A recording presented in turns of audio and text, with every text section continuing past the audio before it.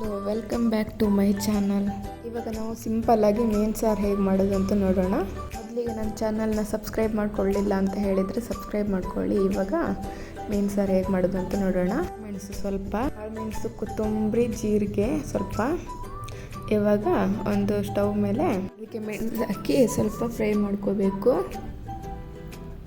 Fry ಮಾಡಿದ ಮೇಲೆ ಅದನ್ನು ಪಕ್ಕದಲ್ಲಿ ಎತ್ತಿಟ್ಕೊಳ್ಳಿ. ಆಮೇಲೆ ಕಾಳು ಮೆಣಸು, ಜೀರಿಗೆ, ಕೊತ್ತಂಬರಿ ಹಾಕಿ ಫ್ರೈ ಮಾಡ್ಕೊಳ್ಳಿ. ಅದಾದಮೇಲೆ ಹುರಿದ ಪದಾರ್ಥನ ಮಿಕ್ಸಿ ಜಾರಿಗೆ ಹಾಕಿ ಅದಕ್ಕೆ ಕಾಯಿ, ಅರಿಶಿನ, ಈರುಳ್ಳಿ, ಟೊಮೆಟೊ ಹಾಗೆ ಹುಳಿಯನ್ನು ಹಾಕಿ ರುಬ್ಕೊಳ್ಳಿ.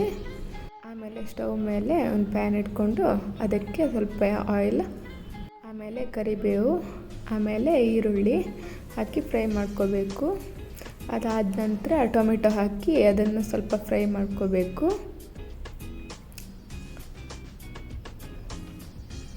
ಅದಾದ ನಂತರ ಸ್ವಲ್ಪ ಶುಂಠಿ ಬೆಳ್ಳುಳ್ಳಿ ಪೇಸ್ಟ್ ಹಾಕಬೇಕು. ಬೇಡದೇ ಇದ್ದರೂ ಸ್ಕಿಪ್ ಮಾಡ್ಬೋದು, ಬೇಕಾದರೆ ಮಾತ್ರ ಹಾಕ್ಕೋಬೋದು. ಇವಾಗ ಶುಂಠಿ ಬೆಳ್ಳುಳ್ಳಿ ಪೇಸ್ಟ್ ಹಸಿ ವಾಸನೆ ಹೋಗೋ ತನಕ ಫ್ರೈ ಮಾಡ್ಕೋಬೇಕು.